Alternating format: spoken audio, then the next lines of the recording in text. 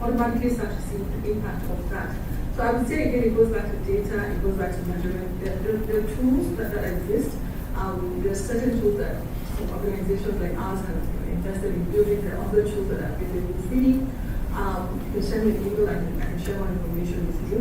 But it's that sense of being clear about what area you're looking at. There is no tool now that looks at the entire tourism industry because it's quite fragmented. So again, I'd say a system within a system approach.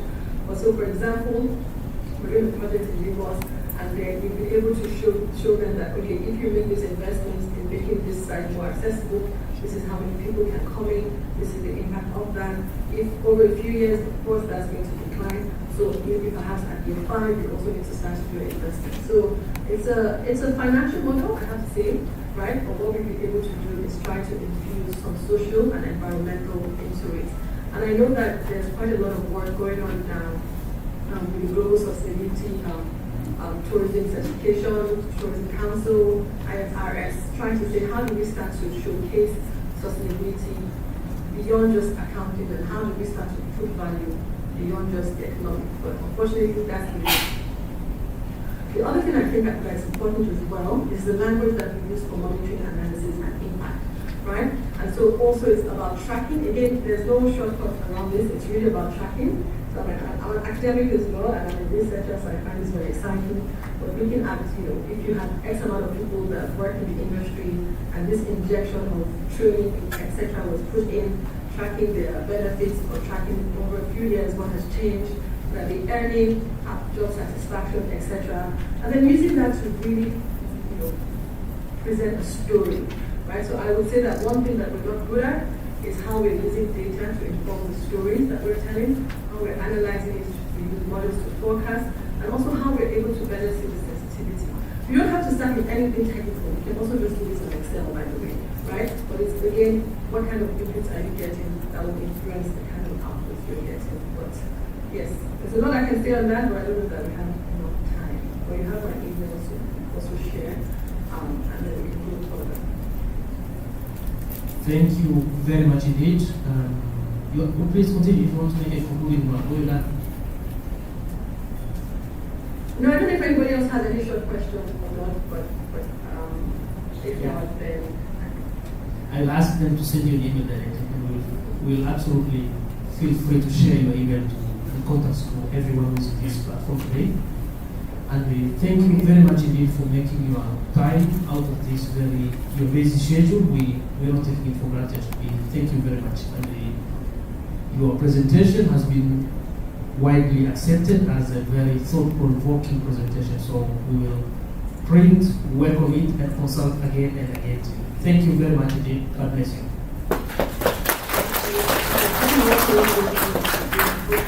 Industry is going to bring us a lot of joy and enhance the quality of life for more people on the continent. Thank you. So, asante sana for Dr. Kiasi for asking a question. Now, please welcome on podium to ask the second question to Marcel, and then we'll take more 2 questions to Marcel, and then we'll go for the photo session. So that also there is a photo around as well. So there's make sure you also see Arusha another perspective. The children will need the photo printing out as part of exhibition to the body. So yes, for Marcel. Marcel, no more.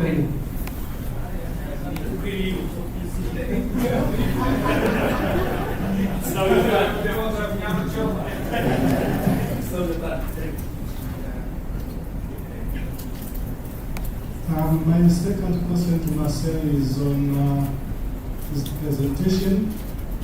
It seems that he has focused so much on cultural tourism, therefore he has both practical and theoretical background to the subject matter. And having worked in Tanzania, I would wish to know from his perspective, especially that cultural tourism in Tanzania is still it's very infant stages. It has not been developed to its full potential. Now my question is, if we are to develop cultural tourism to its full potential, First, what should be done by the government? Secondly, what should be done by the private sector? Because these are key people in promoting cultural pluralism. Thirdly, what should be done by communities? Because integratively, these are the ones that can make cultural pluralism a success in this country. Currently, we are sort of a bit disorganized.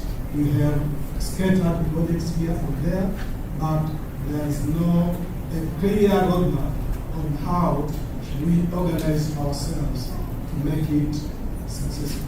Thank you. Okay, take another hand before I say response. I hope you need good memory to Take good note of these questions. Yes, sir. Can someone take the mic there? Okay. Thank you very much. I have only one question to Marcelo Lesser. Liza. Okay. The question is, you seem to have a very practical experience of implementing different projects in Tanzania.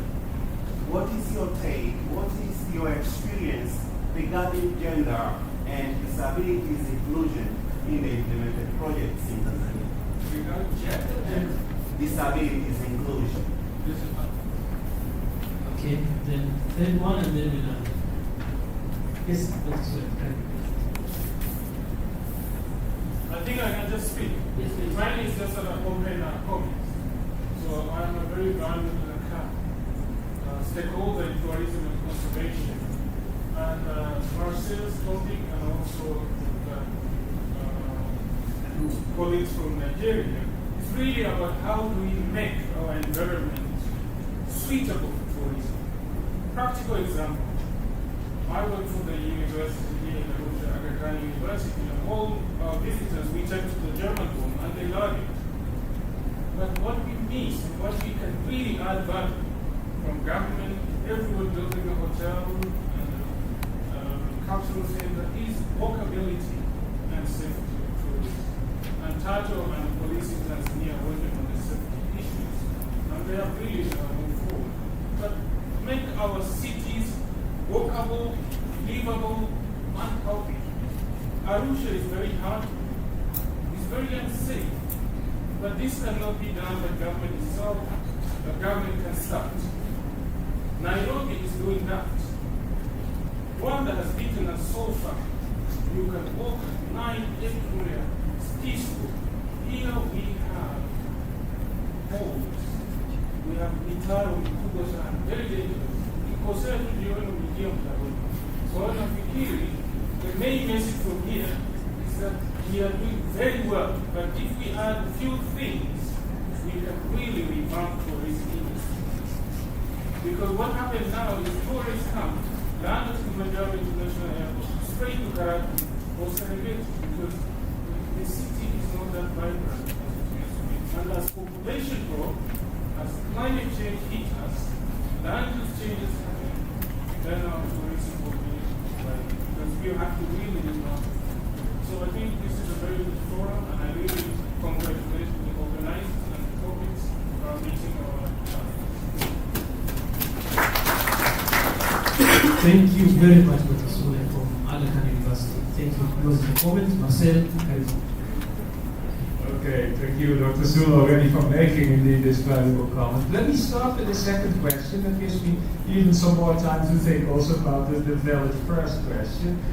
The second one, what to do to indeed focus more on gender mainstream and also visibility. Very good point, because I remember even from my years back in Tanzania that was not getting the attention it deserves. But gender always was, but I think it should go further than only looking at numbers. I felt a bit in my time when I was working here in the 90s with the Netherlands Development Organization that they were only counting numbers. How many male guys, how many female guys have been trained? But I feel you need to take it a step further and every time assess what is the local context, how can women best benefit in a particular locality. Just an example, when we were working with Maasai in Monvido and organizing guided tours, they all said, no, this needs to be the Morani, the men who take the tourists on guided tours, because even when our women have to walk somewhere, they ask the Morani to escort them. Because the Morani have been trained, the warriors, from the early adolescent stage onwards, on how to protect the community against wildlife, or what is safe. The women themselves, and they told me at that time, they would not even dare to walk to certain parts alone, but with the Moran, yes. So we take the Moran as the tour guides, but the women can get involved to prepare meals for tourists. What is important, and it's good to have also female staff in your project team to sit together with women and brainstorm what can they do, and what are the challenges they're facing. And one of the challenges at that time we felt in Maasai communities was whenever tourists would come and visit the Boma, there used to be a kind of tradition that a tour company, the driver of a tour company would know a Boma, they could visit, pay $50, the tourists would enter and make photos. It always given to the head of the Boma. Often the guide would have to pay $20 back behind the back of the tourist to the tour driver, bringing them there, and with the rest of the money he would go to the club. And the women, the children wouldn't benefit at all. So there the women came with their own solution. We don't want tourists to pay for visiting us. They need to bring a present. And let them bring sugar, let them bring tea, coffee, rice. Normally the things that the women in the society had to buy themselves from the little money they made with managing the small livelihoods. So speak with them and let them come up with their own suggestions. The same we work here up in Guresi, in the slopes of Mount Meru. The women's groups was also preparing the meals. So what you need to avoid is that the man is telling them, here you have 10,000 shilling, tomorrow I get a group of 5 tourists, buy some ingredients and make sure there is a meal. And the man is charging 40,000 shilling to the tour operator for the meals that are being prepared and takes the 30,000 in his pocket. I mean, the women, they're doing that activity as their own small economic activity. And that way they are benefiting from it directly. They set their own price, so they say, okay, it is 12,000 shilling now, converted to I think the exchange rate now, 12,000 shilling a lunch per tourist. They would buy the ingredients themselves to get the profit themselves. So in that way, at least pay ample attention to their own decision-making power. Because, you know, just to make it might sound a little bit cynical, but it is something we need to take into account, and I've shared it more often. We were organizing a lot of these gender seminars in those days. And at some time, even there was a gender audit. They were studying how women were benefiting from all the different projects that were being done. So we had meetings with the gender audit team. Then, at a certain point, the men, myself, and also the male coordinator of the project were asked, you have to leave. The gender audit team had wanted to talk only with the women. The moment I walked away with the man, he was making a remark to me, Marcel, don't worry. These women have been to all these gender training seminars. They know exactly what to answer. No, please, that's not the intention. It's not the intention to train them how to fool a group of evaluators, but we must be willing to make really sincere changes and give them really sincerely the decision-making power. With disability, it's even more challenging. Because you don't know where the disabled people are and what their skills are. But in certain projects, especially in Tomu, there are good initiatives to train them on developing handicrafts. I remember also another example when we started with Onvigo. It was just coincidence. I heard that there was a very well-educated Maasai who had been trained in the Netherlands. So I wanted to see him. People said, no, you can't go there. He's disabled. He had an accident. Why can't I go there? I still can see him and meet him. I had met him long ago, so I saw he was the one who started, because he spoke good English, giving me all ideas on what could be done in Onvigo. And basically his home became the starting point for all the tourist excursions, as he spoke perfectly English from his bed. the tourist sitting next to his bed, sometimes for hours, and he would tell them everything about Maasai culture. And he got a whole new meaning in life, and he did that he was already an old man, he has done that for the last 10 years of his life, and he also told me, especially the moment I left Tanzania, he really thanked me, you give me a new meaning of my life, I have something to do, so be innovative, so look for possible ways how to involve them. And that can be done well when we come back to cultural tourism. I think that offers good possibilities for involving women, for involving also sometimes disabled people. I mean, we need to be realistic.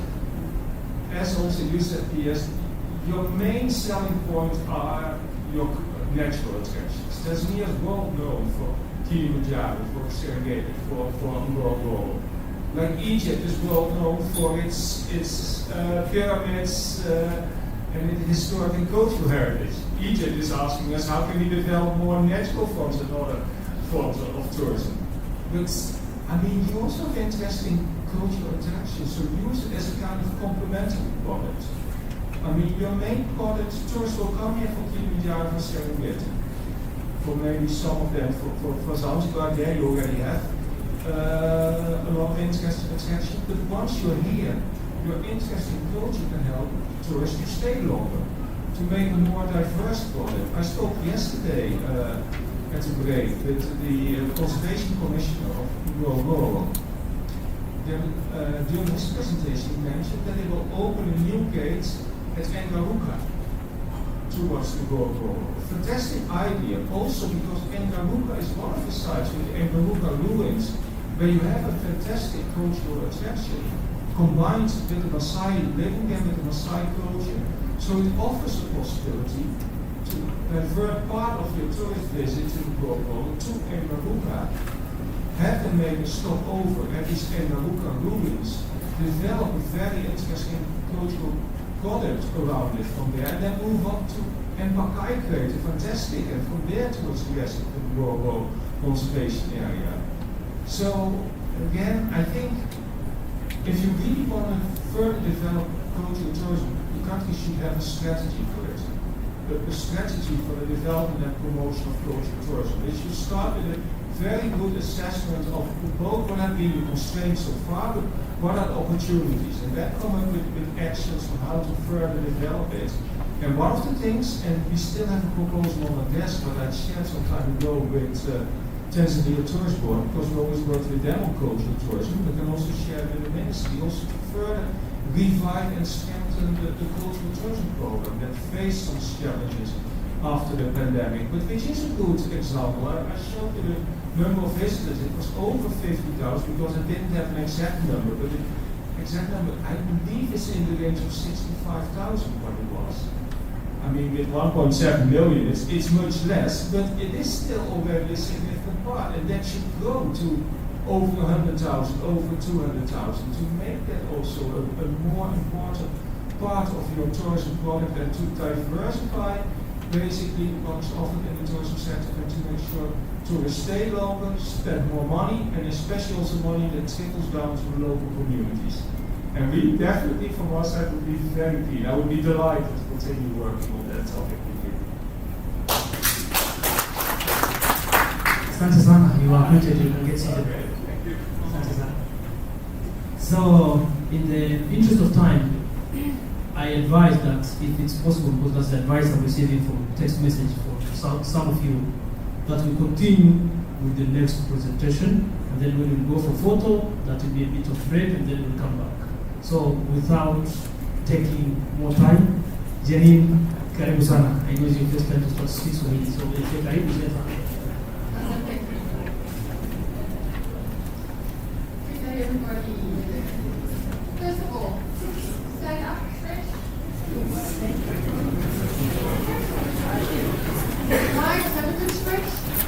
I'm not going to take a lot of your time, but just move around a bit. Right, okay, and you can sit down now.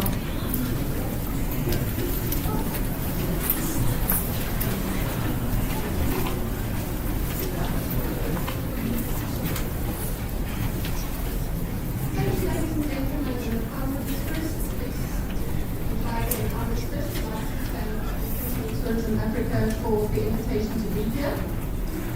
And there's some misconception. Mass Contour is the organization that I represent, consultants in sustainability and communication. They are a German-based company, but I myself am South African from the beautiful city of Cape Town, and this is my first time in Tanzania, and definitely not the last as far as I heard. Right, our honourable guest this morning, I was very pleased to hear your comments on the need for digitalization and how that goes hand in hand, that is a sister of tourism. And our previous speaker also mentioned the importance of technology in tourism. And so let's have a look at some of the aspects. Let's look at how digitalization can make your business more resilient and more sustainable. So I'm not going to go into detail. We have these various risk factors for tourism, competition, and then we're talking about how our clients, it's not one size fits all. We want varied experiences, and the word is experiences there. Modernization is the one we're going to come back to, and then we're looking at digitalization. Exploitation we're very aware of in all its forms, and the threats. We've seen the effects of climate change just in the last 3 months with wildfires and floods and heat and all the rest of it. And then we're also very aware of how things can change so quickly when it comes to threats. Have a look at countries like Myanmar. They have a thriving tourism sector, and because of the political unrest there, that's completely dead. You have a look at places like Sri Lanka. Once again, thriving economy, not economy, thriving tourism sector, and then had economic problems, which really destroyed their tourism for a while. So we can hope that none of those things are going to happen in Tanzania and in East Africa, but just as COVID hit us, we're all highly aware that we are susceptible to all of these things. Now, what are we going to do to try and work through that? What are we going to try and do to make ourselves as resilient as possible?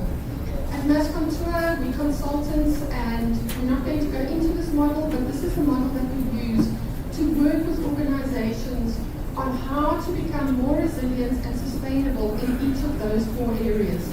Now, the one that I want to focus on is this, my mouse doesn't work there, don't worry, is that second one, which is about being prepared for future challenges, modernization. And what we're going to look at there is digitalization, the use of digital technologies to improve business operations and create new value for customers. So you're hearing the profit, so the people, and profit and planet. Strong emphasis here on the people, because that's what tourism is all about, and the profit, because that's what we're looking for in many aspects. And so digitalization is anything to do with any of those words you see up there. And the scary ones are the ones at the bottom. AR, VR, AI. Do you all feel comfortable with those things? I'm going to ask for your interaction here. Nod your head, shake your head. Do you all know exactly what all of those are? We're not sure. We're not sure about that. Let's have a look at some of those things.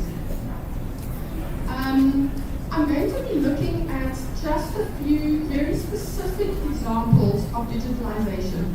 So we're not going into websites and those type of things. We're hoping that you've got those in place. I'm just going to touch on a few things, and I'm hoping that this is going to be very practical and that you're going to be able to take something away with you. So the first example I'm going to have a look at is virtual tourism. Now, virtual means that virtually there, you're not actually there. So it's like traveling while you're sitting on your couch. You use the internet or apps on your phone or on your computer to explore new places, experience different cultures without actually going there. It's like taking a trip with your screen. Now, photos and videos are exceedingly important for tourism, and that's what these base so much of our promotion on is photos and videos.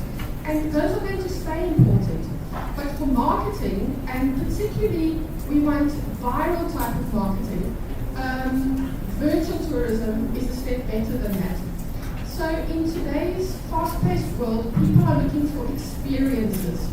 They want to be active participants, not passive. And the thing with photos and with video is we passively sit back and it kind of washes over us. We want to be involved. Think of the young people, their apps. It's interactive. They're pressing buttons all the time, scrolling through TikTok, doing all of these different things. It's interactive. That thumb is moving constantly. And that's the direction that we need to go into. Because when I am scrolling, I'm in control. And with technology and the direction that things are moving, that's what we want. We want to be in control of our tourism experiences. And I'm talking for myself as a consumer of tourism experiences. Our guests want to be in control of their experience. And so they want to be able to stop starters. So here is one example of virtual tourism, and this one is live tourism, live virtual reality. Now, what happened in South Africa, and I know it happened in various other places, but there was this one situation that really worked exceptionally well. Live virtual safaris. There was one particular tour operator at Beyond, and they teamed up with a TV company, and they live streamed safaris on YouTube, available for free. Now they went out for 3 hours, twice a day, every day. Well, they had us hooked. In South Africa, we were mesmerized. We were absolutely mesmerized. Because here we were trapped in our homes. This was in the hard lockdown, and we had quite a long hard lockdown. We couldn't leave our homes. And the thought that the rangers were out there and the animals were carrying on, despite the fact that we weren't there to watch them, was just, it triggered something. It triggered such an interest in our planet, parts of our planet, and we couldn't be there. So in this particular case, they had 3 vehicles that headed out with the TV crew, and then they had a control room where they would switch between each of the vehicles according to which vehicle had seen what. Now, what was so important about it, it was a critical lifeline for conservation operators. So it was one thing for the hotels, and there was nothing that we could do about it. Tourism was shut down, and so people went there. But what about the conservation? Those rhinos and elephants in the orphanages still needed to be fed. And that kind of conservation money needed to come in to keep that going. And here, because we were getting so hooked on daily seeing these things, it was such a vital conservation tool. Now, I'm sure by no means it made up for the real visits, but it was a tool that aided in the resilience. And it brought in all kinds of distant audiences that would never have been able to engage there. And for example, maybe even local people who don't have the finances to be able to go into game parks, they were seeing what's really going on there. And with various changes, that would whet their appetites to be able to do that. And as I said, strengthen relationship with donors as well, because it now wasn't out of sight and out of mind. The downside to this is the technical challenges. Not everybody's got a TV crew to go with them. So yes, there are technical challenges, and it's not for everybody. Is there a place for it now, after COVID? It very much depends on your business model. But what an excellent way to build loyalty. So if you say, I come on safari and I see certain areas, I meet certain guides. These days, newsletters don't do the thing. Sending, for you as a tour company, sending a monthly newsletter, it's got its place, But if you can actively be able to see the people and the animals that you engage with, you're much more inclined to return again. So there's a place for that there. The other interesting thing is that in this particular case, the first 45 minutes of each of the sessions, they were taking live questions the whole time. People would write questions on Twitter or on YouTube, and they would be answering it. The first 45 minutes were only for children. I tell you, the children in South Africa knew it.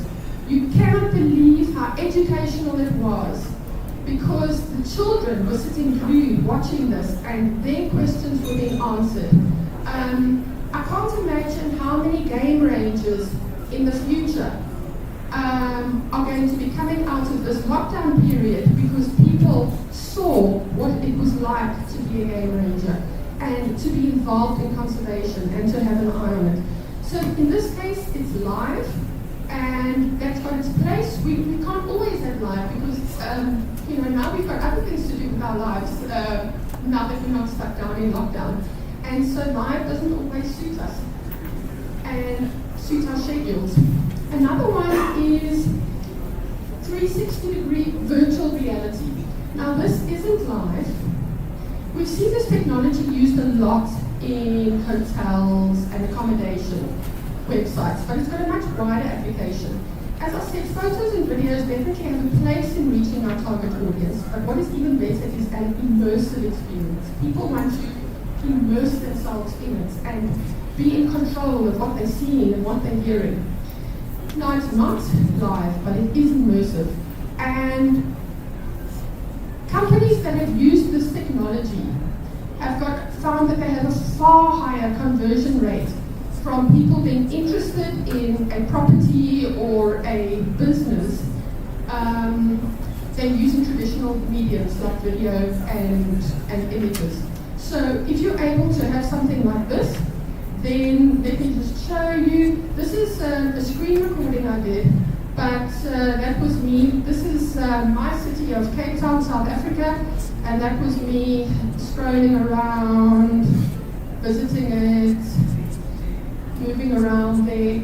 And you see, because I have the control to be able to go wherever I am, or wherever I want to, I already feel absorbed in it. It's not something distant that I'm looking at. Right there on the left-hand side is where I live, in the clouds there somewhere, behind the clouds I should say.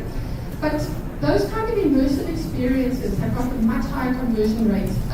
People will have a look at that and say, right, that's what I need to do, and then go on to the booking. It's very user-friendly, it is very cost-effective. It's not nearly as expensive as one might think. And the other thing is that many people think that for 360-degree virtual reality, you need to have those special AR headsets. That's not the case. As you see, it can be used on any technology. People can have a look at this on their cell phones, and they keep coming back to it because they can move around in different directions and explore different aspects of it. So keep 360-degree virtual reality as something that you can consider for your arsenal. Right, now let's go on to something else, and this is e-learning. This is where my passion lies, because it's where digital, I'm also a web designer, so it's where digital and learning, education meet. What we as Mass Contour do, part of it is focused on the education, and this has come up in so many different ways. We wanting to put tools in the hands of the people that need it, at their points of need. We're not talking about long courses that have to be viewed on a computer, boring. We're talking about micro courses. It's known as bite-sized learning, interactive. You pressing, you moving around it yourself, visually interesting. They view it on their smartphones anytime, anywhere. And that's the important thing. It's accessible and it's interesting. So if you are an entrepreneur, or you're a teacher or trainer, or you in the development world, you're a development partner, or for you in a destination management organization, we can arrange for you training for your members. So usually this would be done in a way that the destination management organization wants to raise the skills level, for example, of their tour guides in terms of service excellence, for example. That's just one example. Then we would create courses and micro courses that would be spread out for free to the end users, and they are then able to upskill themselves. So there's two ways. One, you ask, what's going to force people to do it? Mostly we don't want people to be forced to learn. We want them to be able to be interested in upskilling themselves. But there are cases where that's not going to be, that's not always going to be possible, and sometimes people are a bit reticent to make use of technology. We are busy with a program in Indonesia for a prestigious hotel group, and they have loads of day workers coming in every single day, and those people need to be trained. And so now you've got experienced people rehashing the same thing day in and day out and day in and day out. Now that's not effective. We create these onboarding videos, not videos, it includes videos, definitely. But even things like housekeeping, there's a certain order that we want in housekeeping. You don't make everything and make the bed and make everything all beautifully clean and then you do the dusting. It's simple things like that these videos, very targeted at, say, a housekeeper, or targeted at middle management on the circular economy, or any aspect like that. Give them the tools to upskill themselves. Another one that we did that was interesting was in a country in the Middle East.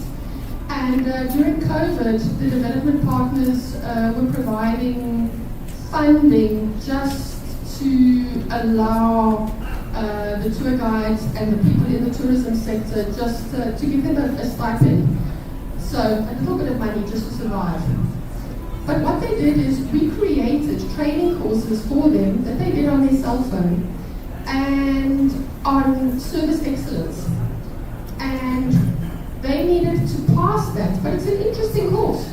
And it only takes a few minutes, and it's on your cell phone, and you can do it at any time. And at the end, there are multiple choice quizzes and matching and that type of thing. And you need to get an 80% pass mark to get your certificate. And once you've got your certificate, you get your stipend. So that was an interesting way of doing it. So yes, they were motivated by the money, but yet they were being upskilled at the same time, in their own time, on their own device. So in that process, they're taking ownership of the learning.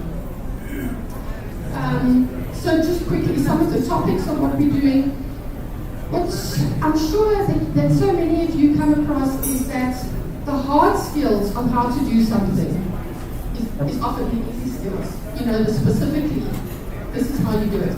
It's those soft skills that are so difficult to train and difficult to hire for.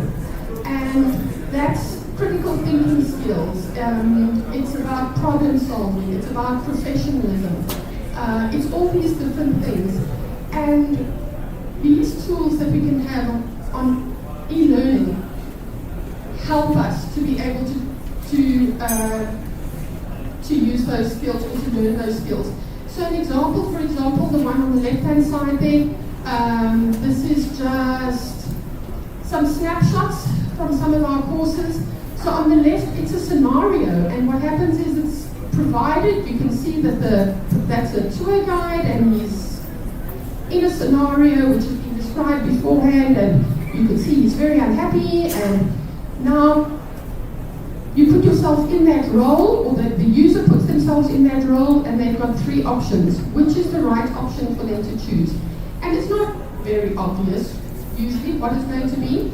And based on their choice, it'll go on to the next slide and give them an answer about this is how it could be done, that's how it could be done. So it really builds the critical thinking. Then we have interactive flip cards, we have multiple selection, make extensive use of vibrant images and video clips, because that's what people are wanting to see. They're wanting to interact with something visual. So definitely no long text. Matching, sorting, making use of diagrams, making use of hotspots. So the user is touching, interacting, they choosing what it is that they're seeing. And just as so many of us in school, we were taught when you're studying, you must write everything out because that interaction is what takes it into your brain. Well, this new generation, they need to be touching to take it into their brain. That works for all of us. So you touching, you interacting, you sliding. That helps you to absorb that information. And how much more so when it's on your own device in your own time. Once again, it's you taking ownership of your learning. Right, now I'm coming to one that's I think we've got many people tend to have strong feelings about, and so get ready. I'm going to ask you to raise your hands.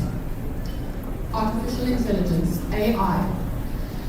Right, I want you to please give me a thumbs up, a thumbs down, or like that. When I said artificial intelligence, what did it do in your stomach? I'm talking about you personally, not on behalf of your business. Were you like, yeah, I'm excited about it? I'm not so sure, or I've got that sinking feeling in my stomach. Right, let's go. 1, 2, 3. Show me.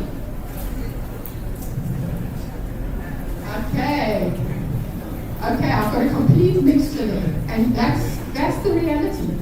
Now, what we're talking about here is not what was spoken about earlier, the rocket science. The rocket science is really, really important, but I'm not talking about the rocket science. And I'm not talking about, the big debates about whether artificial intelligence, where it's going, and all of that. We're not in control of that. So let's not even go into that. Let's have a look at practical ways that we can use artificial intelligence right now. So one of the key aspects in our industry is about excellent customer service, because the tourism is about people. But we've got such a high level of interactions. Now AI can help us automate and streamline repetitive tasks, such as answering those frequently asked questions. I mean, the hotel staff at reception, how many times a day do you think they get asked, what time is breakfast, when must I check out, where's the nearest ATM, 1,000 different questions like that. And think about how many different languages they're supposed to deal with. And then booking and reservation. Now, the one question we can get is, but by giving AI those kind of jobs, are we not taking jobs away from people? There are jobs that are going to be replaced by AI.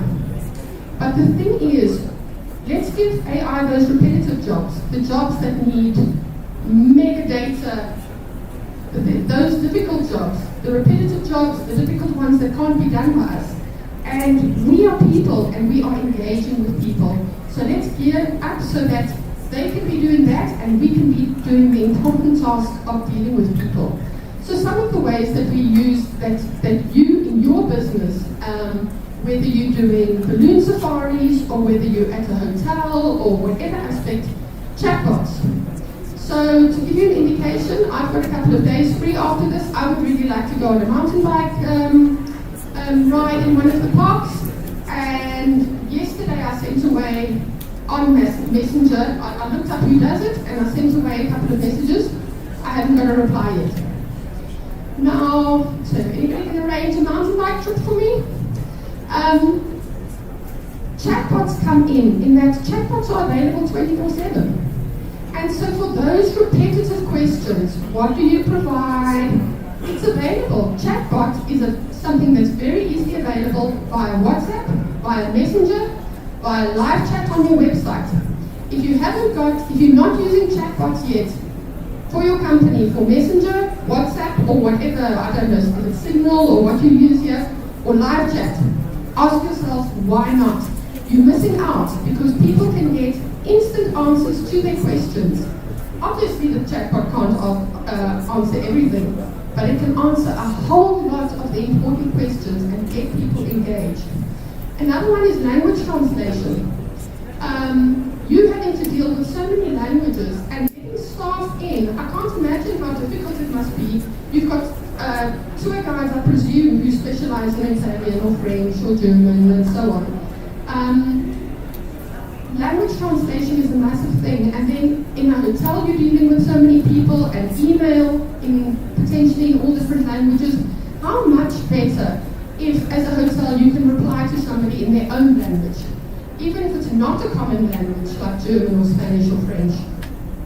Another big aspect for artificial intelligence is brilliant at analyzing big data. Absolutely brilliant at it. And so using that for trends, having a look at the trends of your reviews, having a look at all the trends of timing, all of those aspects. Personalization.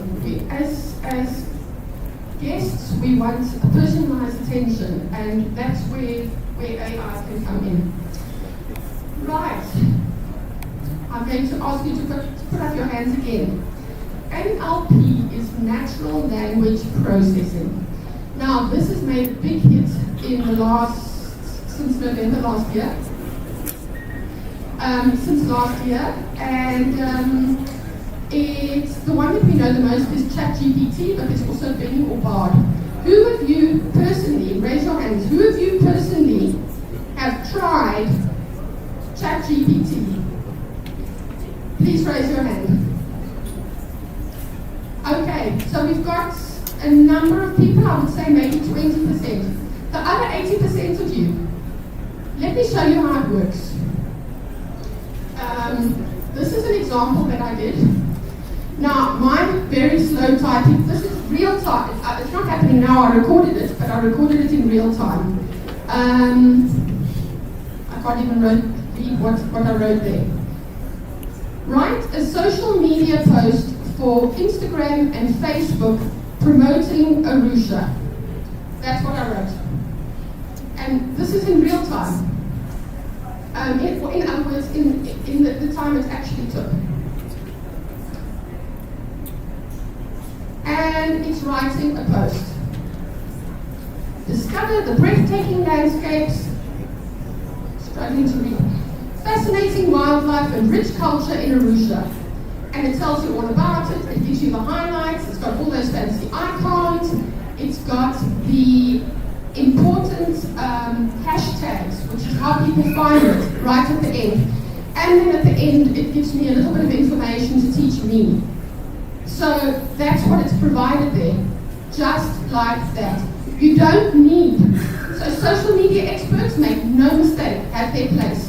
But if you're not strong on social media, then you've got something happening right there.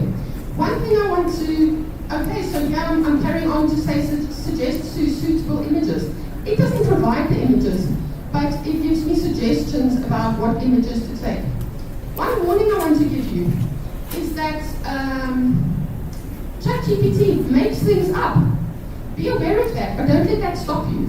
It's further up there, it made up that there's a website called ArushaTourism.com.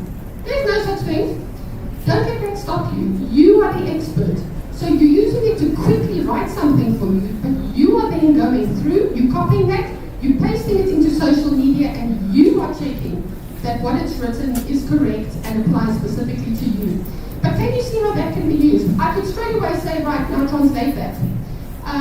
So what about your people at the front desk with their emails, those kind of translations? Writing text messages. ChatGPT wrote much of my speech for me. So I really, really challenge you to go home today and to try ChatGPT or one of the others. What you can't see at the bottom is you browse to chat.openai.com. But if you just Google ChatGPT, you'll see what it can do for you. And it's free. Right, AI in hospitality and tourism. I've mentioned some of the aspects that are there. Now, the image that I've got there is, this is real life in one of the Hilton hotels in the US, they have that robot called Connie that answers all the questions. Now, I've got very mixed feelings about it. I don't know. The friendly faces that I'm seeing in my hotel at the desk, I would much rather be seeing than Connie. So I'm not saying that that's the direction we should go, but Connie can answer any question of the standard questions and can answer it in any language and is available 24/7. So there's something to be said for that kind of technology. And I've got a list of different ways that it can be used in the hospitality and tourism sector, and that's really vital. So besides the ChatGPT, have a look at some of the more advanced things there. A quick one on association management software. This is software specifically for any kind of association, and it's something to look at if you're involved in an organization and now you're sending messages via email and via WhatsApp, for example, and then you're using Excel for some finance, and you are running events in a different way, connected in different things. Association management is an all-in-one tool that keeps everything together, massive value for your associations. If you're not sure about that, come and chat to me afterwards. And in conclusion, the one thing that the pandemic taught us is that there's no more business as usual. Think about the businesses that were the most resilient during COVID. They all used digital innovations. Don't get left behind. What is your next step? Right now, think to yourself, what digital idea are you going to plant and grow? What are you going to commit to? Thank you so much for this opportunity. If you've got any questions, then please come and see me on my stand. If you want anything, if you want me to show you anything to do with ChatGPT or e-learning, then please come and chat to me. Thank you so much. That sounds good.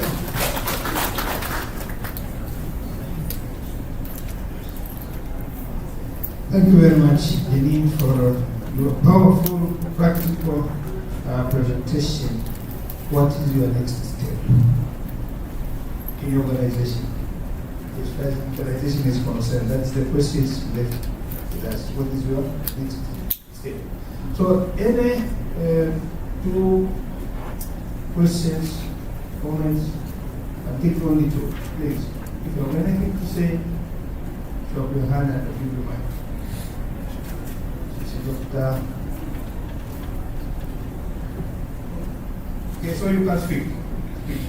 Thank you very much, Jenny, for the nice presentation. It was marvelous indeed. But I have one question. Traditional technologies have brought us along to this level where we are now.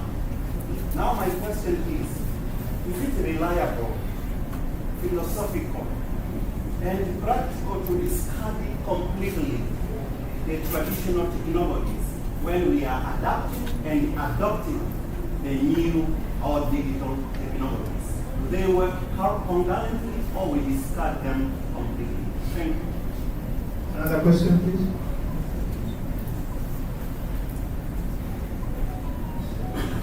I assume everything is clear.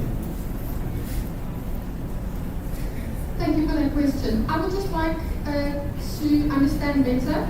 You use the word traditional and technology, and to me, those don't always, they're in the same sentence, but we're speaking about technology. So which are the traditional technologies that you're referring to? I want just to cite an example. In case of e-learning, we do training when it comes to tourism or issues of tourism in hospitality. But currently, instead of using the normal way, the traditional way we use, for instance, having training in person, we are based on e-learning. Now, should we discard completely those existing technologies? Because that was also a technology, but when another technology comes, it's called traditional technology. Thank you so much for the clarification. No, 100%. Specifically in the case of e-learning, I'm not saying at all that we should discard that. So one-in-one is, in many cases, the most effective. Is it the most efficient? In example of the onboarding for those Indonesian hotels, that person that's giving that presentation day after day after day, you can imagine how jaded they are. Now, how about getting the ideal presentation, and that's provided to everybody? When it comes to training in person, in colleges, in universities, yes, technology has a role to play there, but we need the professors, we need those people standing in front, working individually. How we want to add on to that is in hybrid learning, looking perhaps at the flipped classroom approach, where people are on their phones, having a look at the information beforehand, and then coming in and being able to interact together with questions and discussions and evaluations around that. And then being able to get technology. People have got the smartphones, but they can't get to university. Okay, we're not talking about university courses. Actually, I must just take a step back there. We're talking about micro bite-sized chunks. To the people that wouldn't be able to get to a training school, and then the hybrid approach of doing the two in tandem is the way to go. So definitely no, not throwing things away. Email has become an old technology, but we're still very much using email. But let's look at the way that where we're going, that we can take things a step forward as well. Does that answer you? Yes, go on. Yes, thinking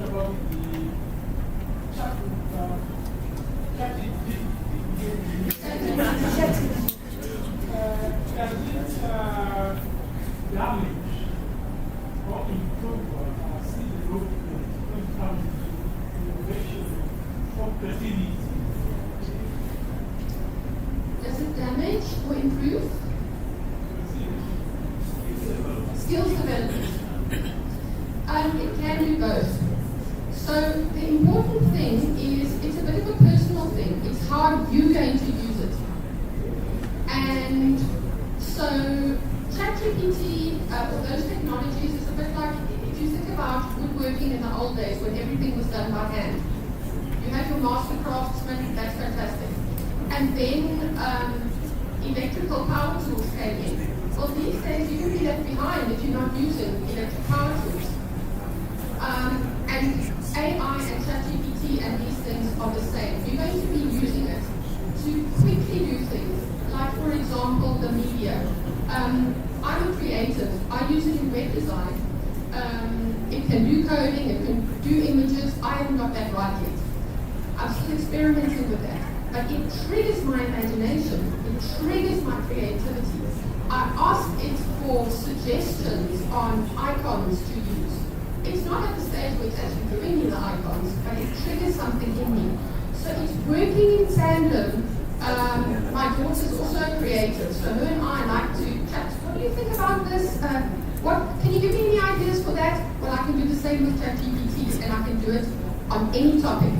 I can also take something really complicated. I can take rocket science, and I can copy and paste this rocket science article in. And I can say, explain it like I'm 5. And it's going to explain it to you in a way that you can understand. Yes, you're not going to be a professor on that, but you'll understand the topic like you've never understood it before. I challenge you, give it a try.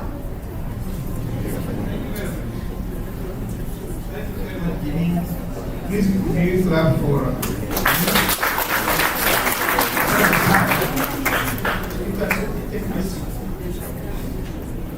So, we almost done with this session. That will be acknowledge the presence of our sponsors. We will share a repeat 2 minutes, then we go for photos. Share a repeat 2 minutes. 2 minutes strictly. Thank you. Salam.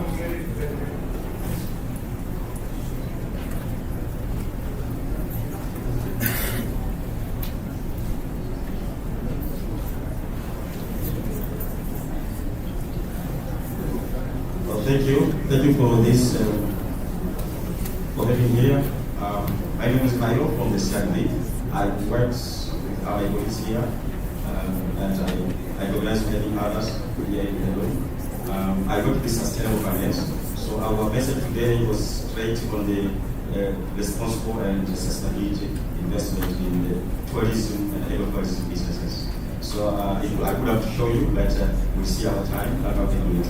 But after that lecture, thank you. But it's saying so that we are available and we have listened on the issue of the green bond, which with among others, we have branded it as Kijani. Kijani means green in Swahili.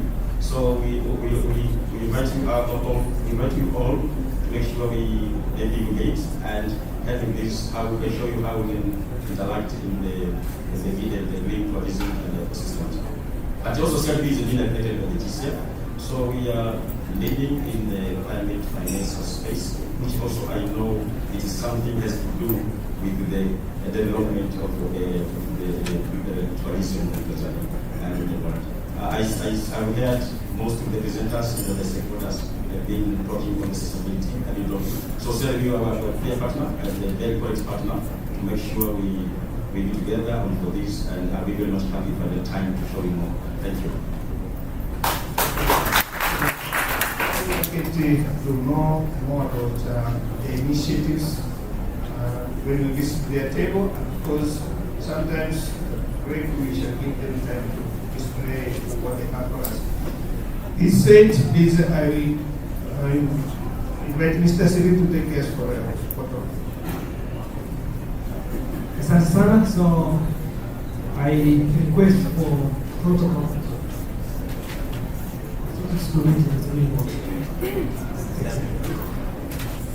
Okay, so we are going to have a photo session outside, then we'll release our guest of honor who really honored and invested his very precious time. Katibu mkuu tunakushukuru sana. Tunakushukuru sana. Asante sana kwa kujifunza. Asante sana. Hata ungesema leo tu kama unasema leo tutafanya. Kwa hiyo karibu boss. Tutakwenda kwa picha, then guide protocols. Ndio mshaambia wa chakula msema kanisa sio. China coffee. Mimi nafikiri tumejifunza sana sio. Part of your lecture and so many other discussions touched upon what I was saying as a politician. But you did your scientific part of it. What you showed us how to do it, what to do, how to expect in the future. Technologies are there. They are waiting for us to explore them, to use them, to promote our tourism, to conserve whatever we have. So inabaki kwetu, isibaki vumbi la watalii. Ibaki pesa ya watalii. Asante sana. Nashukuru. Asante sana. So tunakwenda kwa photo session. Ninaomba wale presenters, professor, naomba tumteke katibu mkuu out for photo as well. Na Tato board plus balozi, mheshimiwa balozi you here. And then tutapiga kwa sessions kutoka pale. Kwa tutakuwa pale kwenye bana tunasema event using days. Naomba twende pale. Ila viti viko reserved for the presenters and the boss from Tanapa. Please don't go away. Please, let's join the boss for the photo session, please. Then we will be back, and you take your timetable. We'll be back for other presentations. We'll be back in 15 minutes.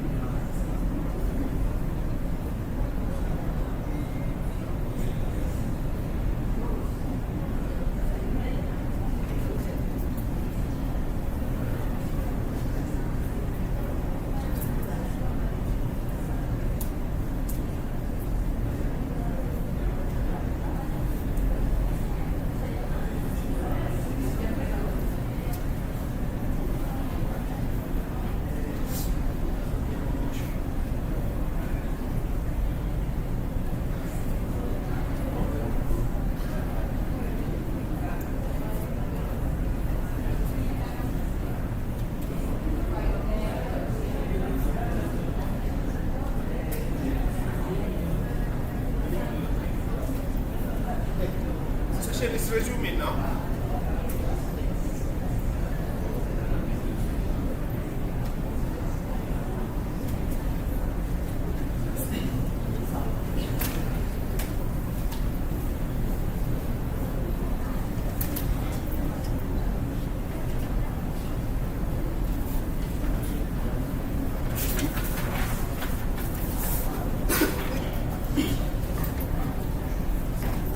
We are about to start the second session, and start shortly. The presenter will be Charles. So you may bring your presentation. Prepare presentation of the Charles. And then we will follow by will be the second presenter for the program, and finally Dr. David Binja. So as you prepare your presentation, I hold more people in the conference room.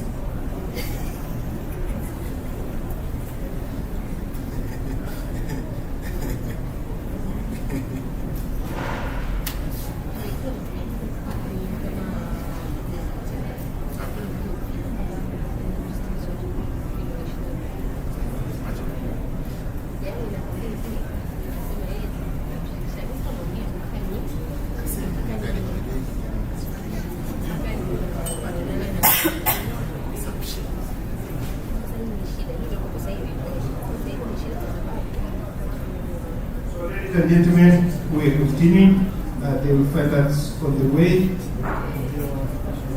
This is the interest of the time. And I welcome the next presenter, who is Roderick from Arusha, in a paper prepared in collabo with the Dr. Charles. Karibu, the floor is yours.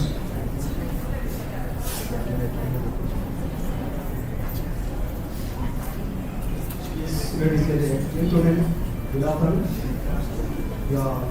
I'm Mr. Philip Roderick. The collaboration is my colleague, Dr. Ciara Charles. I'm going to present the issue related with tourism.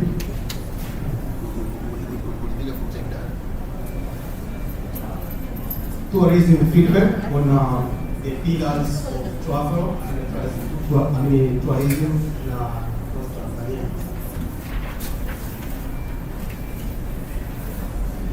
The problem settings for our paper is close. Despite of the cumulative effects of the shocks of the war in Ukraine and the hangover of the COVID-19 pandemic, still Tanzania has reached the historical height in the tourism by the year ending May 2023. Tanzania invests 2023. Service visits are increased to USD 228.4 million by May 2023 from USD 724.2 million from the corresponding period in 2022. Tanzania tourism arrivals surpassed for about 1.6 million, which is equivalent to 51.3%, rising tourism arrivals. Such success cannot just occur in a vacuum, but influenced by various factors. Sometimes can just refer as appearance based on our case. So, however, feedback on the influence of the given pillars on such historic heights is not yet established. So, as you can see, this table is normally representing the travel, tourism, transport, and the other services within the range of 3 years, 2021, 2022, and 2023. Then the objective of our paper, therefore, this start evaluated the feedback of tourists on the main pillars of travel and tourism in Tanzania by specifically focusing on determining tourist feedback satisfaction on the status of tourism, of travel and tourism pillars in Tanzania from the experience of visiting Tanzania, especially the northern part of Tanzania, including Arusha, Kilimanjaro, and Manyara. But also from there, we had the issue related with landing tourist satisfaction, feedback regarding on the set, that is travel and tourism pillars in Tanzania, from the experience of visiting Tanzania, particularly the northern Tanzania, including Arusha, Kilimanjaro, and the Manyara. Methodology applied in this paper, and we applied, the approach was a quantitative approach in nature. Design was descriptive, that is cross-sectional survey. The area of the start included coastal Tanzania, which is including Arusha, Kilimanjaro, and Manyara. Population, the target population was tourists as a much concern, but also sampling techniques which was applied based much on convenience, sample and technique, and data collection methods. Questionnaire was applied, whereby data analysis method was descriptive statistics based on the nature of the type of sample. For the case of measurable measurement, the pillars which normally we are going to give more consideration to this presentation, including enabling environment, police and the enabling conditions, infrastructure, natural and cultural resources. And the measurement of these pillars was measured by Likert scale, including 5 points, that is 1, which normally signifying very dissatisfied, to 5, which is very satisfied. Findings of the start. The findings of the start, this table signifying how satisfied are the surveyed quality on the travel and the tourism pillars in Tanzania. The measurement, as it is shown over there, that is based on very satisfied, dissatisfied, neutral, satisfied, very satisfied. Starting with the first pillar, which is normally shown enabling environment pillar, as it is shown there on the board, that the highest score, which was 51%, was satisfied, but also basing on the second enabling, that is police and enabling conditions pillar, which was scored about 50, which also was satisfied. And then the other one, the third one, was infrastructure pillar, which scored about 52, but it was dissatisfied. But the last one, that is about natural and the cultural resources pillars, also scored about 57, which was also very satisfying. For more clarification on the findings, also basing on ranks of these pillars, that means when we talk of these pillars, that is, we have enabling environment pillars, police and the enabling conditions pillar, infrastructure, and the last one, that is natural and cultural resources pillar. The performance obtained from the site shown that enabling environment pillar had a mean of 3.8, whereas police and enabling condition pillar also had 3.6, and infrastructure had 2.9. And the last one, that is natural and the cultural resources pillars, scored or had 4.8 million. But based on the key concept on the table there, that is any pillar which is normally ranging from 1.0 to 2.0 fall under extremely bad, whereas the one which is normally ranging from 2.1 to 3.1 is bad, and which is ranging from 1.2 to 4.0 is good, and then finally the one which is normally ranging from 1.4 to 5.0, it is extremely good. For that matter, enabling environment pillar, the performance is good. The same situation to police and the enabling condition factors and many pillars, whereas infrastructure, since it is just ranging between 1.2 to 3, it is bad. The performance is not so much. And also, the last one, that is natural and the cultural resource pillar, since it is just ranging from 1.0 4.1 to 50, and the mean of natural and cultural resource pillars is, the mean is 4.8, automatically fall under extremely good. There are other findings based on also ranking tourist satisfaction on travel and tourism pillars. Our key there indicating that still the one is normally rating from 1.0 to 2.0 fall under extremely bad.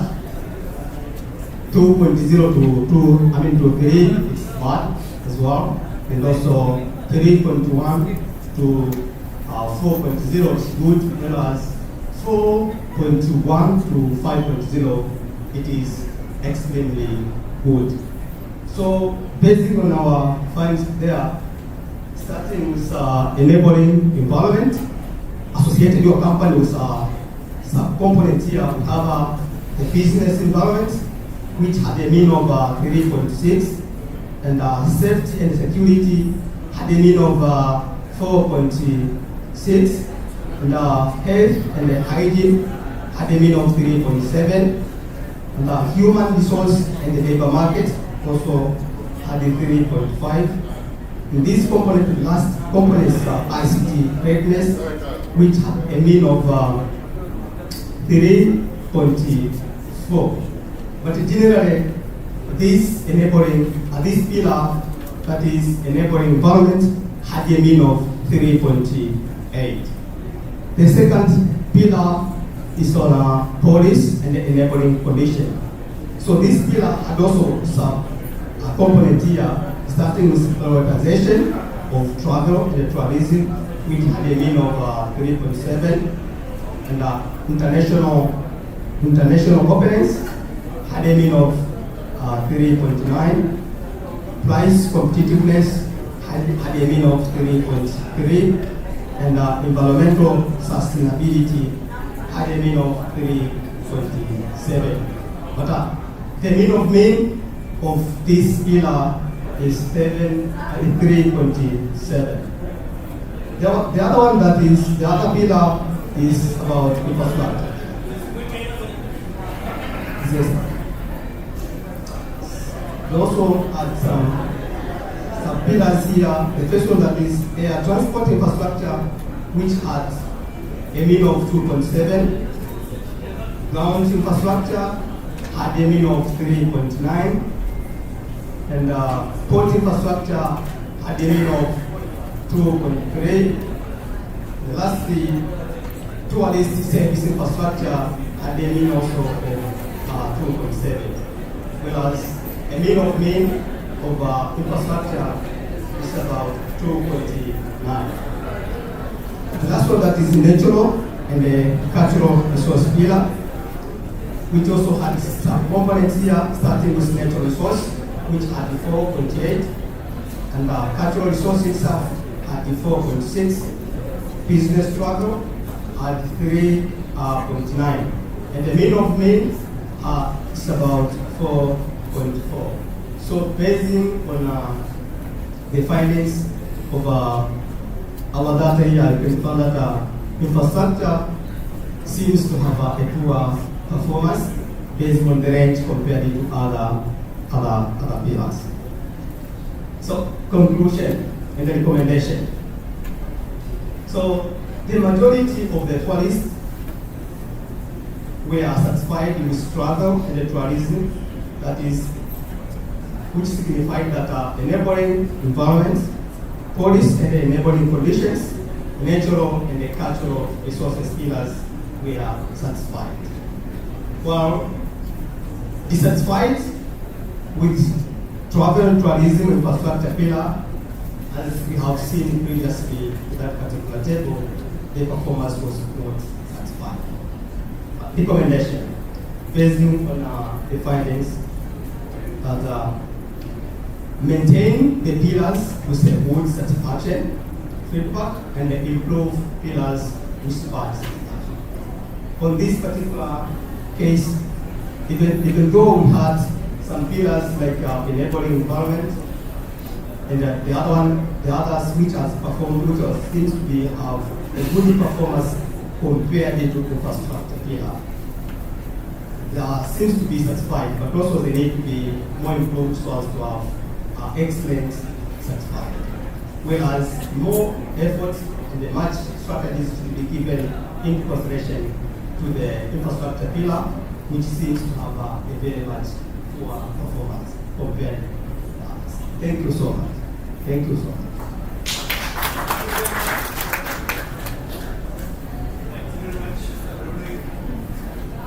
And the 4 pillars of tourist satisfaction. And we in the northern Tanzania. So please have a seat and then we give the presentation, then we come to discuss both presentations at one time. So I want to invite Professor Milugo to come and present his paper. Professor, wherever you are, Obago, please come and put up the themes.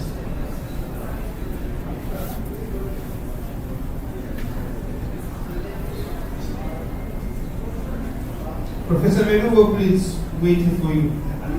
Please. Oh my goodness. Okay. No. Then we should have discussion. Great discussion. Yeah.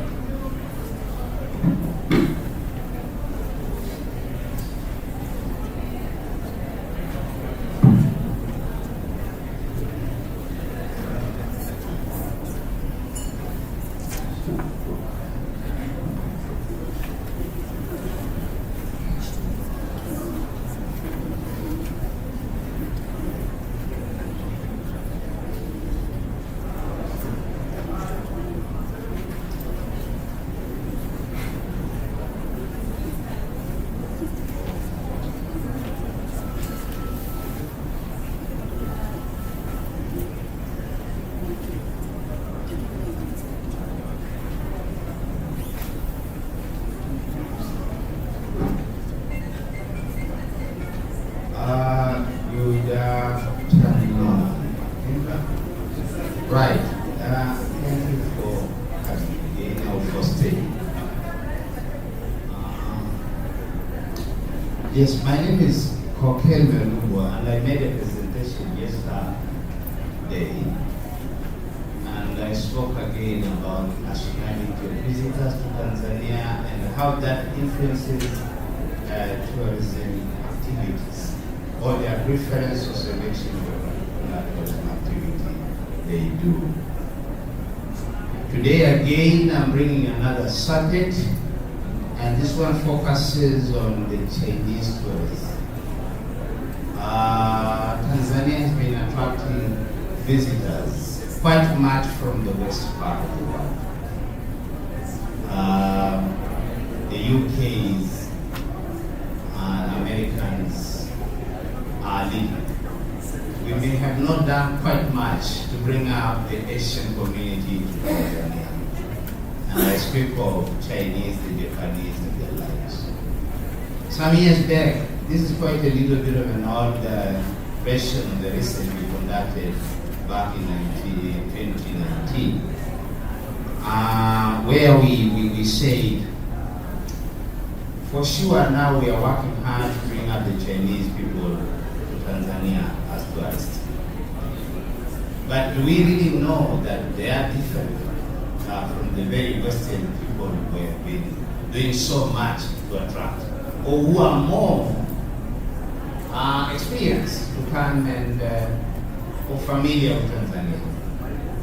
So we conducted the study, and the good news is the study has been published. It is established in the Journal of China Tourism Research. So you can actually have access to it online. So by introduction, Africa has been receiving quite of the global tourism, and back in 2018, the increase is likely given. It was 4.3, and of course, there is a potential of more numbers in the near future, as we have just heard from the PM today that we have managed to get 1.7 billion in the national tourist in Tanzania. So yes, the numbers are likely to be quite much in the near future. But maybe those who are coming are yet less of in China, Japan, and Russia. And we have got every reason, in my view, to bring up the Chinese tourists to Tanzania.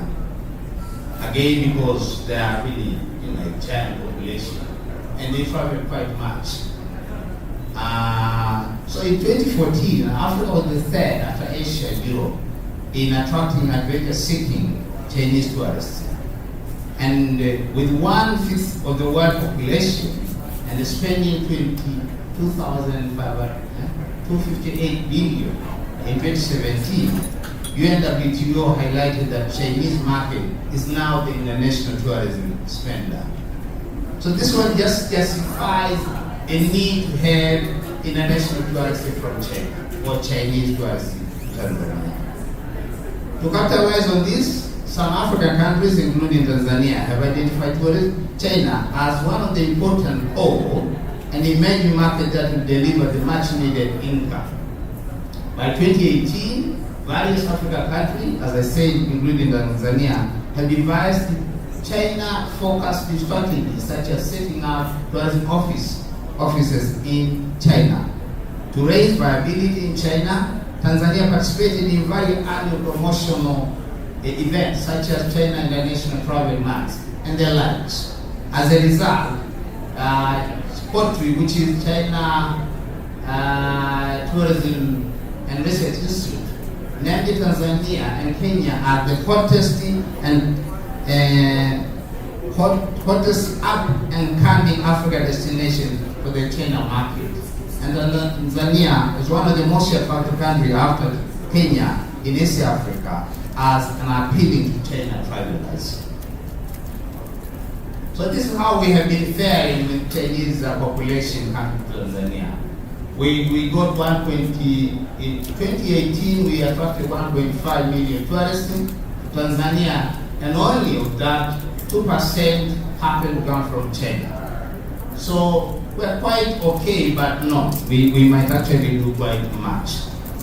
So as China is becoming an emerging generating market for Tanzania, Tanzanian tourism practitioners and those in the promotion sector have started asking, what are the preferences of the Chinese tourists participating in safari tours in Tanzania? To obtain an initial understanding of the preference of Chinese tourists to visit Tanzania, interview with the representative of the tour companies, and particularly the tour guide. We engaged with them, and we did an interview with 68 informants. 52 of them were safari guides, 16 were operators.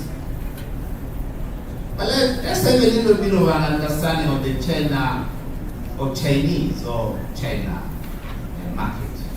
Or how different are they with the very Western market that we are more into it? China, unlike the Western market or unlike the Western people, communicate in an indirect and implicit way by looking away when speaking. When an American doesn't do that, they ask you for hot water and drink tea. While Westerners make steady eye contact when speaking or prefer cold water and drink coffee. Chinese, again, unlike the West, avoid doing this in public. They enjoy, unlike the Western people who hold hands or leaning on shoulders or ask personal questions or disagree openly or be criticized, the Chinese don't do that.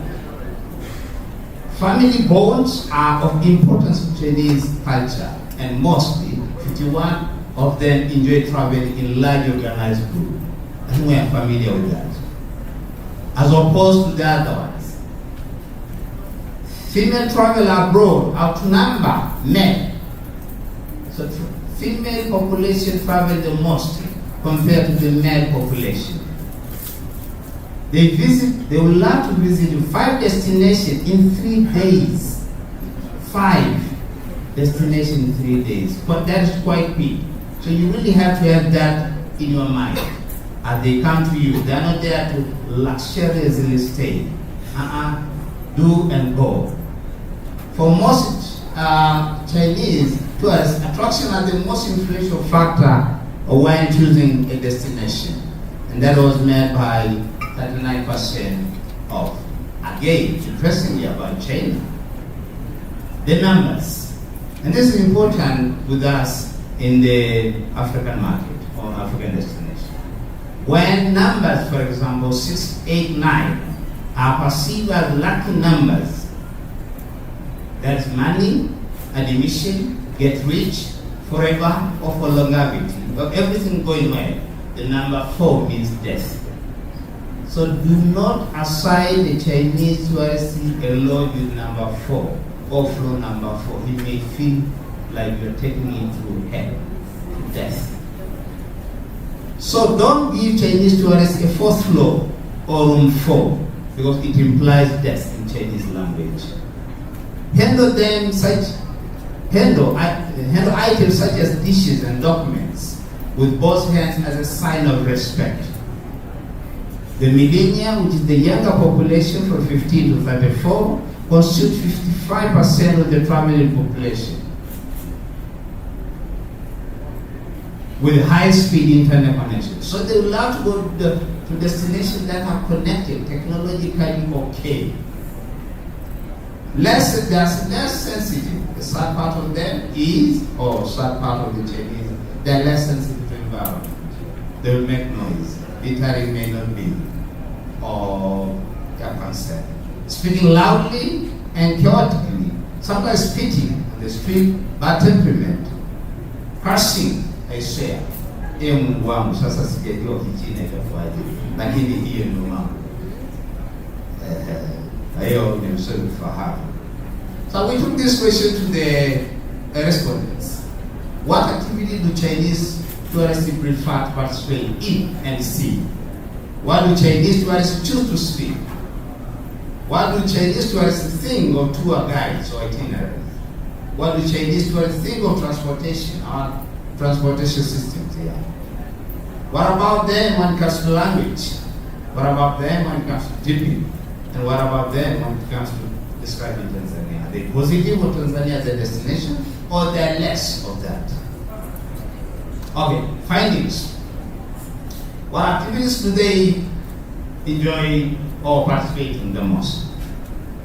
Few of them, or few informants said, visiting natural attractions such as Serengeti, Ngorongoro to watch wildlife, such as the movement of the migratory wildlife, and the most common activity in China first. So they will also love, as I said yesterday, they also feel good, connect with the nature. They would love to see the migration, the synchronized birthing of the wildlife, the crossings, the rivers. Rare and indigenous species are the lion, elephant, cheetah, elephant, giraffe, and the endangered species hold a particular fascination and enthusiasm with Chinese tourists. So they also feel okay with those rarely seen or to encounter species. In a relaxed mood, some Chinese tourists will ask me whether the wild animals seen are edible. Watakuuliza huyu mnyama analika. Kwa hiyo sio kupiga picha vitu kuhusu dish. Are they edible and tasty? And whether they could buy some animal products such as hides of leopard, lions, and horns of rhinoceros. As they move, as they drive and enjoy the sceneries and encounter the species, they're like, hey, we're seeing such a beautiful zebra. We like the colors, but is it edible? Will it be food? So acquiring wild animal products, whether legal or illegal, is important for some Chinese tourists. And I'm saying some. We really don't have to accuse them like this is how all the Chinese are. Hata hapa sasa hivi vijana Tanzania wapare na Wachaga wametofautiana japo wanaishi kwa pamoja. The distinguished and the recognized physical features such as Kilimanjaro did not feature much as a sought-after attraction. They are not, Chinese seem not to be more of Kilimanjaro or mountaineering, climbing and stuff. Walking safari I mentioned yesterday. Camping, take them to a lodge. What about then when it comes to sleeping? Or where they prefer to sleep? Chinese do not find outdoor accommodation. I mentioned that yesterday as campsite as suitable places for them to sleep. In the China's worldview, a campsite in the wilderness represents a home to dangerous animals, homelessness, and coldness. When in a lodge, Chinese tourists will prefer to be offered hot pepper food, green tea, drinks such as alcoholic spirit, but to provide sightseeing area to accommodation groups. Cold food, such as some vegetables with calories, low calories, is also a desirable dish for Chinese tourists. Some Chinese tourists will claim that the local Tanzania food is of the Western Oriental style, the food we make. Our very Tanzania dishes have less of us, but more of the European style. You might actually disagree or agree, but it appears that even the literature second this. Cooking procedures such as our dining etiquette, sitting arrangements, the menus are not translated in Chinese. That is very true. Less of a much of the Western English, bit of French. We are not in a French-speaking world for destination. What about them when it comes to think of itinerary and their guiding? The Chinese tourists enjoy spending a great deal of time taking photos or videos to post on social media, and they want less time talking about wild animals. They don't enjoy the narratives, the interpretation, the blah blah of a guide. They say, hey, after all, the language doesn't really, Chinese and the Tanzania speak English. So he be learning to speak English.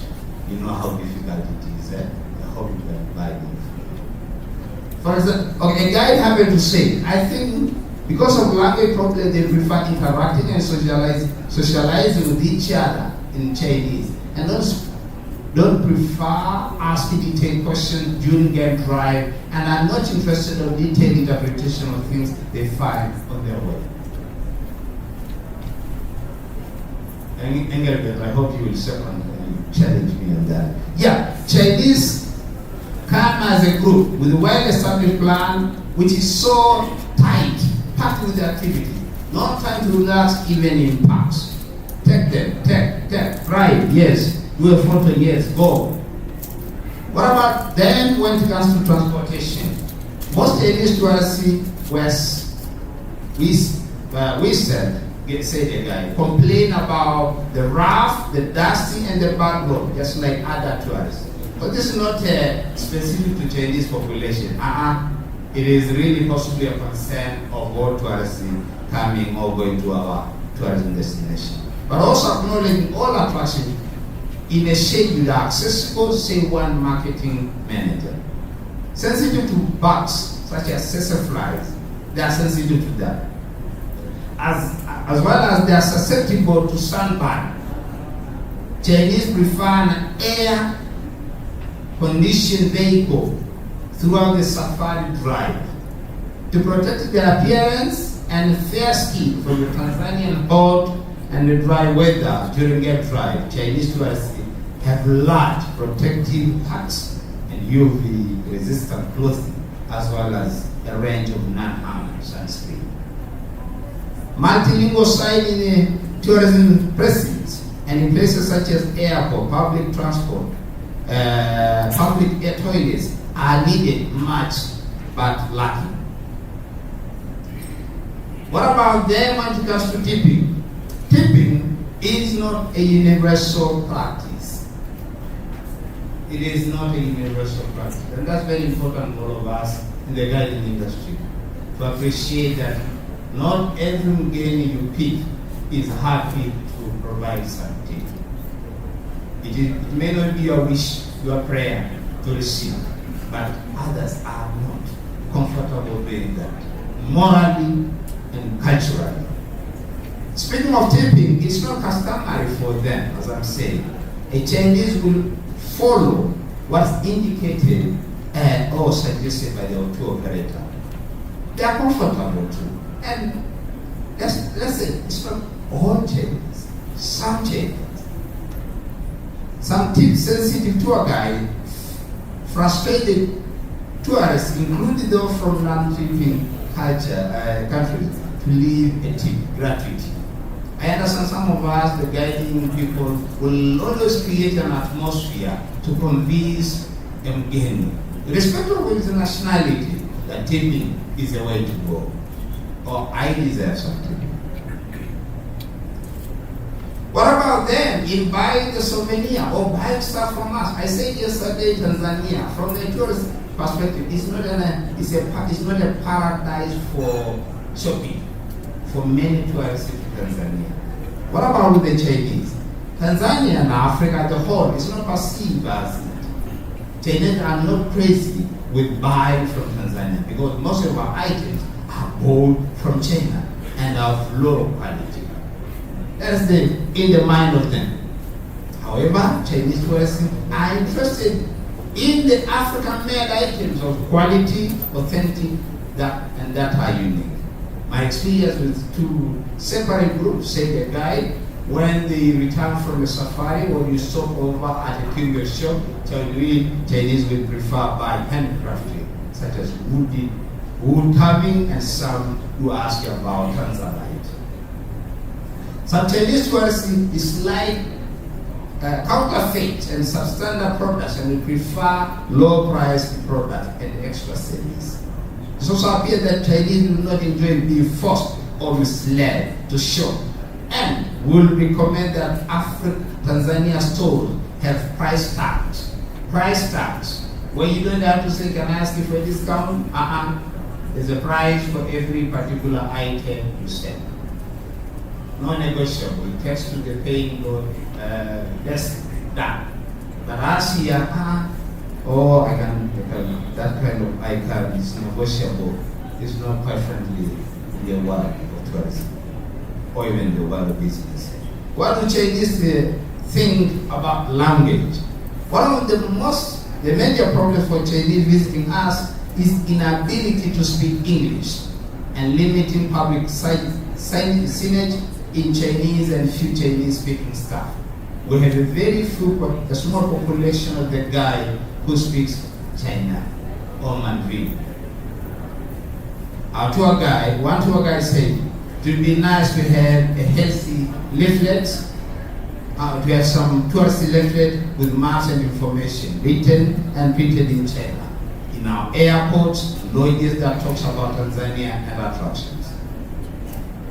Lack of sufficient tourist information site, the booklet, menus, is a concern. What about them when it comes to describing Tanzania? The good news is they are positive. Tanzania is superior when it comes to wildlife, the king of wild animal migration. They know that. Tanzania wilderness are full of some dangerous animals, which again it's interesting to see how dangerous they are with their naked eyes. Serengeti is one of the most must-go places in life when one visits Africa. But the negative, or the views that the Chinese population happen to have to Tanzania are homogeneous whole. The Chinese tourists tend to think of Tanzania as a homogeneous whole with generally poor image. You know the image the source market has about Africa. Africa is not a continent of 50-something countries, but rather a country. And sometimes they say country of problems, a problem continent. So that image tend to move as well. with the Chinese population.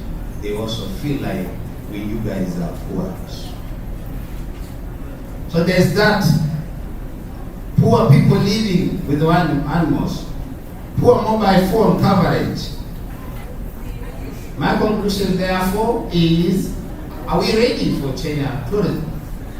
Perhaps not yet, but we hope to be so in the near future. The major barriers to become a China-ready destination are lower market awareness, little Chinese knowledge about Tanzania, far distance, long flight. The local food of Tanzania destination do not fit the Chinese taste. Poor knowledge regarding travel behavior of the Chinese market, and an overall lack of understanding of the Chinese market. The recommendation, therefore, enhance that the country, those of us in the tourism sector, of course, public-private, enhance the quality and standard of premier wildlife-based tourism. Enhance and strengthen training of Chinese-speaking frontline staff. So let's try to bring China, Russia in our programs, in our training programs. Tanzania Promotion Organization should build Chinese focus website with information about why Tanzania is a must-visit destination. Strengthen promotion and marketing emphasis on Tanzania genuine hospitality. Increase direct flight. We have a flight now straight to Guangzhou, Beijing, Hong Kong, and another within China. Yes, told we try, sometimes we don't. Yeah. Set up an office or appoint a market representative in Tanzanian embassy in China, or contract a Chinese local firm to provide convenient and detailed information on the scenic spot. Thank you.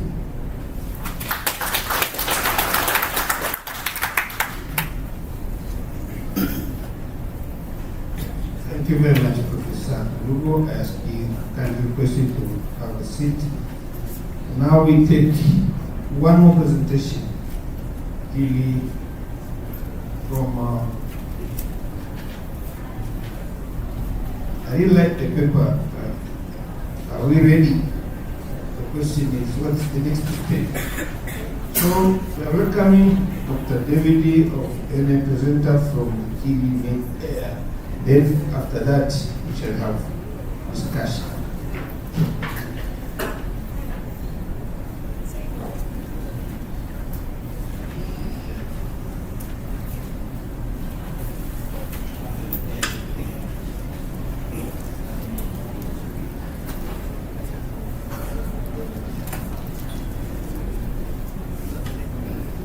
Good afternoon once more again. My name is Dr. Beneko Mashambo. I'm from KUMED Air, one of the directors of ground medicine, medical services. I'm a wilderness medicine specialist and a general surgeon. My presentation today will be on safety and rescue initiatives that have been undertaken for tourists who are climbing Mount Kilimanjaro. The tourism industry in Tanzania right now is growing, as we have seen from the previous presenters. We have about 4 million in Africa itself, so that's a large community. How does Africa and how does Tanzania itself prepare itself to host such a large community of international tourists? So it has to be a complete system which approaches things for these international tourists in a holistic approach. And it is important for us because it is capable itself in tourism to define our nation.